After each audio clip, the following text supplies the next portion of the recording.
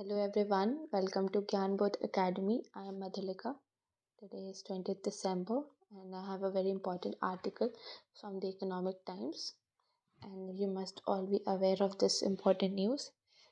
Um, and those who are not aware, I would like to give a brief introduction to the topic.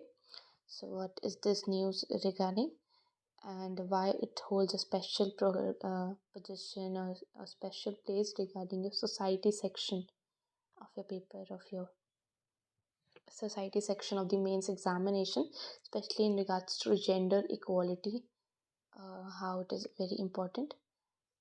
Plus, it is a type of social change or revolution where we can see and relate this article to. Why? I'll tell you. First, it is telling faith is traditional and yet it moves. What is this article talking about? Why it is in news? Let me first introduce you to the topic. So, what I would like to tell you that you must be aware of the news that there is a very famous church, that Catholic Church. Uh, you all are aware of the Vatican City.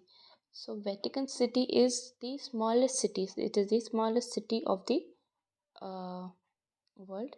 So here there is a very big church, Catholic Church, and that church is highly regarded. Means वो church को बहुत highly regard किया जाता है. वो church बहुत बड़ा Catholic church है, बड़ा कैथोलिक चर्च है. कौन सा सिटी है? Smallest city for the Catholics which is Vatican city. वहाँ पे वो चर्च है.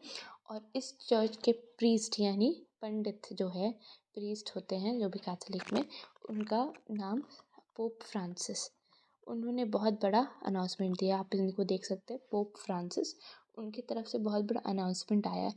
और याद रखिए, पोप फ्रांसिस का वर्ड्स इतना इम्पोर्टेंस रखता है कि वो सारे कैथोलिक के लोगों के लिए, क्रिश्चियन लोगों के लिए, उनका वर्ड्स एक लॉ में चेंज हो जाता है. लॉ मतलब उनको लोग इतना मानते हैं, इतना उनका वैल्यू है वर्ड्स का कि वो जो भी कह दे वो सबका उसमें अग्रीमेंट हो जाता है कि yes he is right and we will follow him. तो क्या क्या बताएं? Vatican City, smallest city for Catholics, small city for the Catholics. उसके अलावा यहाँ पे सबसे बड़ा चर्च है. और उस चर्च का बहुत इम्पोर्टेंस है, बहुत बड़ा महत्व रखता है. किसके लिए? कैथोलिक लोगों के लिए. और वहाँ के जो प्रीस्ट है, प्रीस्ट का नाम क्या बताया गया? Pope Francis. उनके तरफ से एक बहुत बड़ा स्टेटमेंट आया है. ठीक है, क्या स्टेटमेंट बता रहे हैं अभी, लेकिन पोप फ्रांसिस है तो पोप फ्रांसिस का वर्ड्स क्या है? एक लॉ हो जाता है. उनका वर्ड्स का इतना इम्पोर्टेंस है कि लॉ बन जाता है. और लोग उनको इतना पूछते हैं कि इतना मानते हैं लोगों की, वो जो भी कहे उन पे टोटल फेथ हो जाता है और उसको लोग blindly, Catholic people blindly follow करते हैं. अब ये न्यूज़ में ये है क्योंकि उन्होंने क्या कहा है? इन्होंने ये कहा है, इन्होंने अग्रीमेंट दे दिया एज अ रिलीजियस लीडर. ये गेइज़म या फिर बोले सेम सेक्स वाले लोगों के मैरिज के लिए अनुमति दे दी है. उनका कहना है कि as time changes people must revolutionise, या फिर पीपल को अडेप्ट करना चाहिए, अपने आप को रेवोल्यूशन लाना चाहिए, पीपल को एडजस्ट करना चाहिए. एंड हम लोग हर समय ट्रेडिशनल टाइप में नहीं रह सकते. समय परिस्थिति के हिसाब से हमें चेंज करना चाहिए, हमें मॉडर्निज्म को एक्सेप्ट करना चाहिए. गेइज़म, आप लोगों को बता दें, गेइज़म या सेम सेक्स में मैरिज एक रिलीजियस पॉइंट ऑफ व्यू, मतलब अगर हमारे दूसरे रिलीजन के पंडितों को देखा जाए या कुछ रिलीजियस पीपल को देखा जाए तो वो उसके एकदम अगेंस्ट रहते हैं. धार्मिक लोग इसके एकदम अगेंस्ट रहते हैं. और ये एज अ धार्मिक पर्सन ऐसा वर्ड कहते हैं तो बहुत बड़ा स्टेटमेंट है उनकी तरफ से, और बहुत बड़ा ग्रुप को ये इन्फ्लुएंस कर रहे हैं, specially the Catholic people. So here it is telling, it is the Economic Times article, faith is traditional and yet it moves. Faith, belief एक ट्रेडिशनल है मतलब बहुत पुराने समय से लोग जो बिलीव करते आ रहे हैं वो उसको ट्रेडिशनली या समय बीतते जा रहा है लेकिन उसको फॉलो करते जा रहे हैं. एंड येट इट मूव्स मतलब ये किसका है? एक बड़ा स्टेटमेंट है, गैलीलियो के द्वारा कहा गया है कि ठीक है, as time changes it moves. कुछ भी होता है, आप देख लीजिए, टाइम परिस्थिति के साथ लोग बदलते हैं, परिस्थिति बदलता है, time changes and people become modern and accept things. तो इट इज़ बेटर कि हम लोग ट्रेडिशनल टाइम में अटक के नहीं, आज के टाइम पे मूव कर जाए, समय परिस्थिति के अपने आप को एडजस्ट करके मॉडर्निज्म में लाएं और चीज़ों को सहमति थे, जैसे ये गे या फिर सेम सेक्स मैरिज को परमिट करते हैं। So let us read.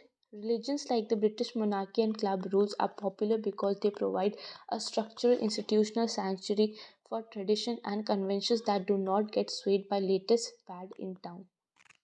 For the conversation, this is comfort zone. So इसमें बोला जा रहा है कि जो रिलीजन्स है, चाहे वो ब्रिटिश मोनार्की हो या उनका रूल्स है, वो पॉपुलर क्यों है? वो पॉपुलर इसलिए है क्योंकि उनका जो स्ट्रक्चर है, उनका जो institutional sanctuary, what is a sanctuary? What is the meaning of sanctuary here? We can say any safe place या any protected place या any serene place. Serene मतलब जो बहुत importance रखता है, वो जो आपको बहुत peaceful महसूस कराता है. So any serene place.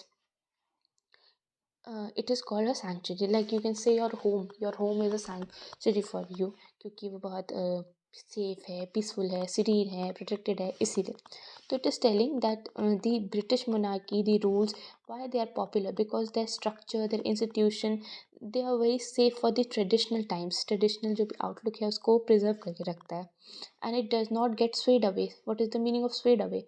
Sweat मतलब वो ख़त्म नहीं हो जाता है, वो स्वेट या पास नहीं हो जाता है, एंड नहीं कर जाता है या ख़त्म नहीं हो जाता है. क्या? Latest fad in town. Latest fad मतलब लेटेस्ट जो ट्रेंड चलता है, मॉडर्न ट्रेंड चलता है आज के सिटी टाइम्स में, या लेटेस्ट फैशंस चलता है, या लोगों का जो लेटेस्ट आउटलुक है, थॉट है, वो चलता है.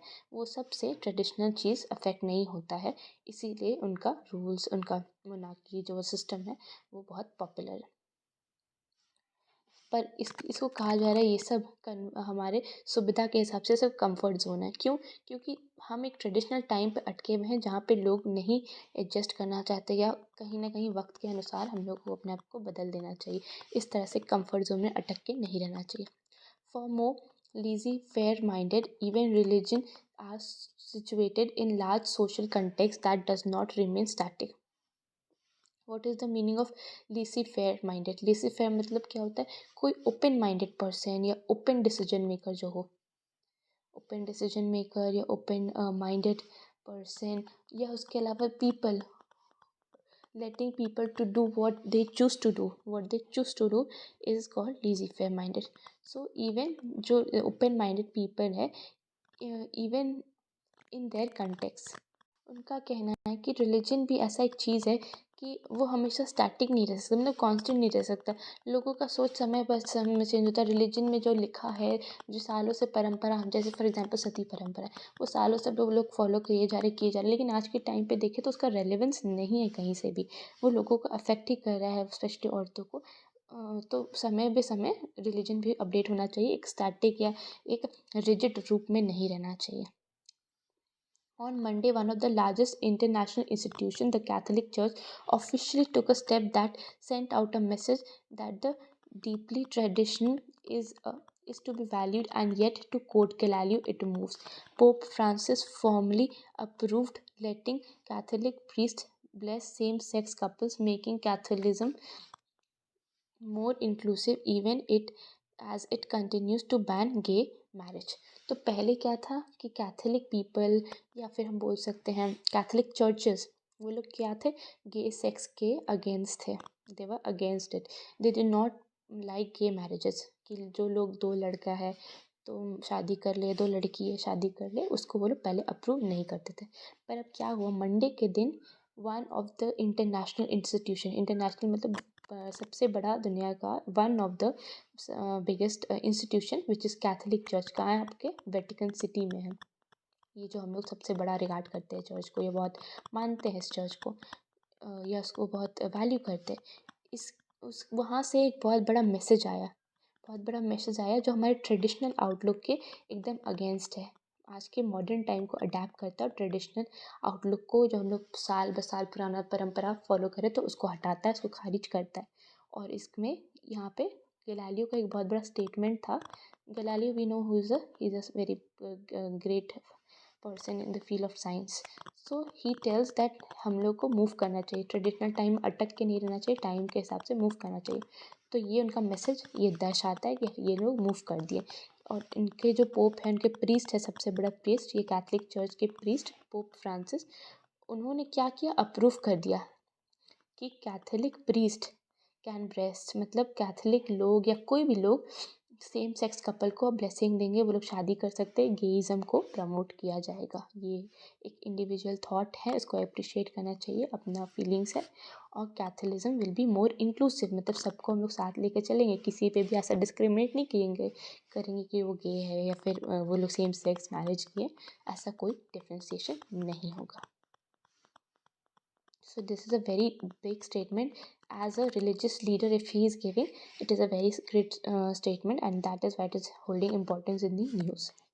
Reform is most effective when conducted from within the fold. Otherwise, it becomes, in most cases, preaching to be converted.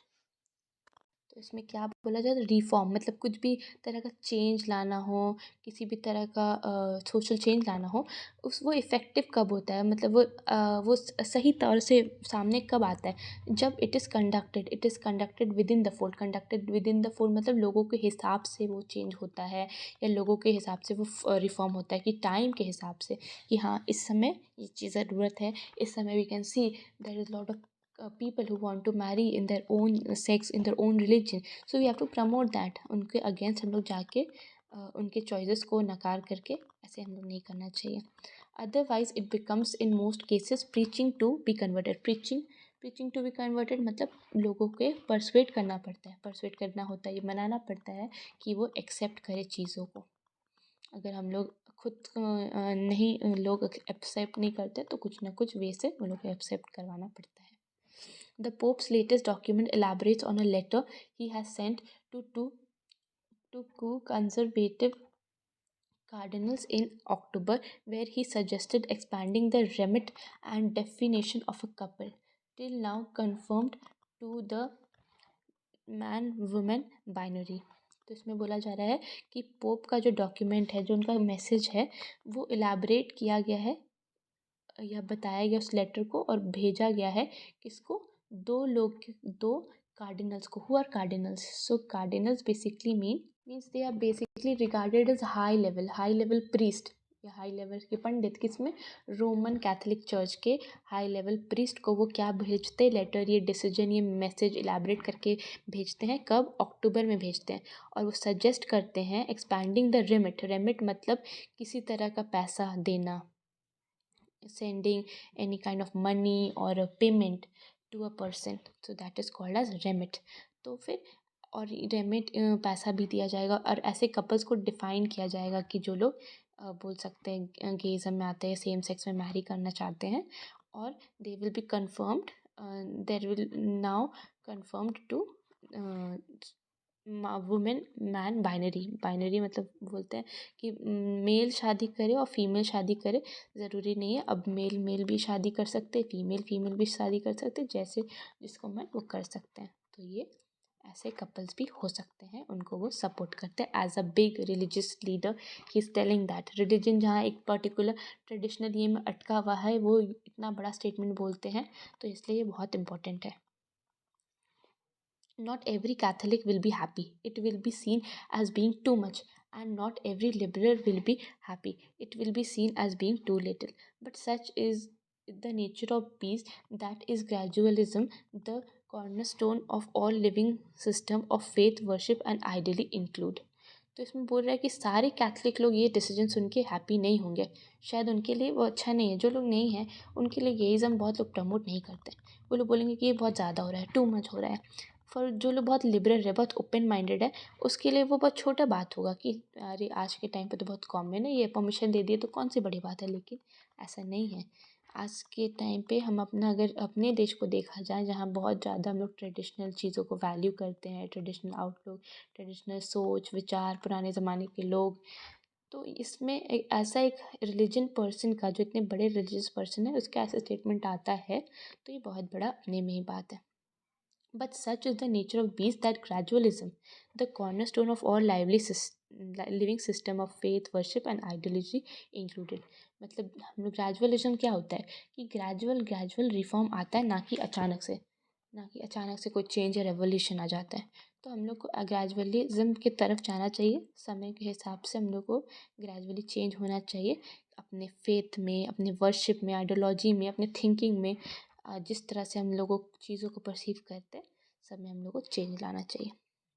Next, religion are so powerful influences. Religion leaders, like popular ones in the secular arena, can set the agenda, script reforms, till the scale that outsiders can only pontificate on.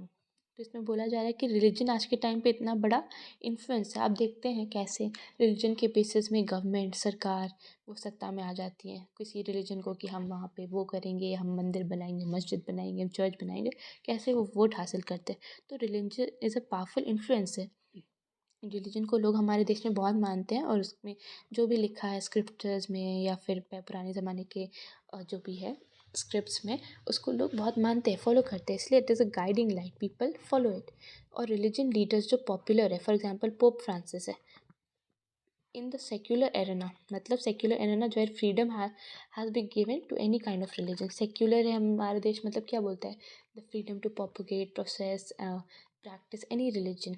तो ऐसे religion leaders एक agenda set कर देते हैं, एक नया reform ले आते हैं, एक नया एंगल पे चीज़ों को लाते हैं, एक नया डायरेक्शन दिखाते हैं खुद ब खुद रिलीजन को, which can that can only outsider can only pontificate on. Pontificate का मतलब क्या होता है कि जिसमें जो pontificate basically mean the only bishops of the church can express their opinion. ये सब बड़े बड़े मैटर में बड़े बड़े लोग, पॉपुलर लीडर्स ही अपना मैटर आगे रख सकते हैं और उनको लोग आँख बंद करके फॉलो करेंगे।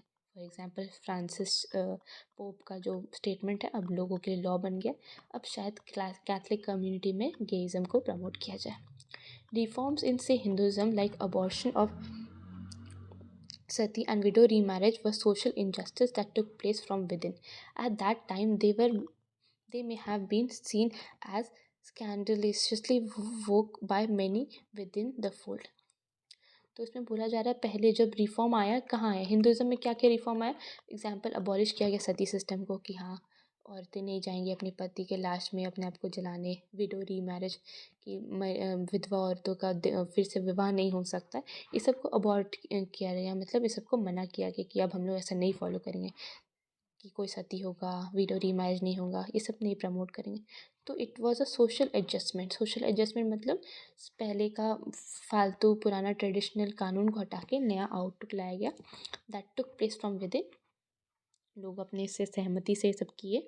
उसके अलावा बोला जा रहा है कि this this eight that time, मतलब उस समय जब ये सब सती प्रथा चल रहा था, विडो लोग को शादी नहीं करने मिल रहा था दोबारा, at that time it was seen as a very wrong thing, very wrong, very bad thing. Scandalously मतलब क्या होता है, very wrong, very bad. It was seen as an abuse by many within the fold. Many मतलब बहुत सारे लोगों के द्वारा ये बहुत गलत देखा जाता था। Today those traditions are once considered to be today those traditions are once considered to be scandalous. Catholicism sanctifying same-sex relationship too will be one day seen as a part of Catholic tradition. And her faith, not necessarily only religion, ones are free to get similar conservatively radical ideas. सो पहले के ज़माने में जैसे हमारा सती हुआ, remarriage, window remarriage जो नहीं होने दिया जाता था, उस समय क्या इसको देखा जाता था, बहुत गलत, बहुत रॉन्ग देखा जाता था कि अगर हम लोग इस पर अबॉलिशन लगाएंगे या फिर मना करेंगे सब प्रैक्टिस करने तो बहुत गलत हो जाएगा। तो आज के टाइम पे सब क्या देखा जाता है कि तो बहुत छोटा बात देखा जाता है कि क्या सती था, क्या ये सब था, फालतू बात था, लोग बेवजह सब फॉलो करते थे हमारे रिलीजन के अनुसार।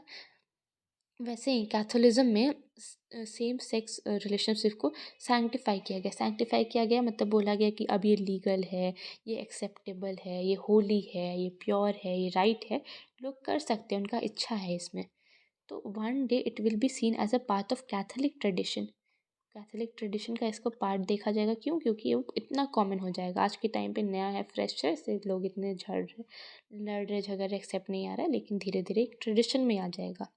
Other faiths, not necessarily only religion ones, are free to get similar conservatively radical ideas.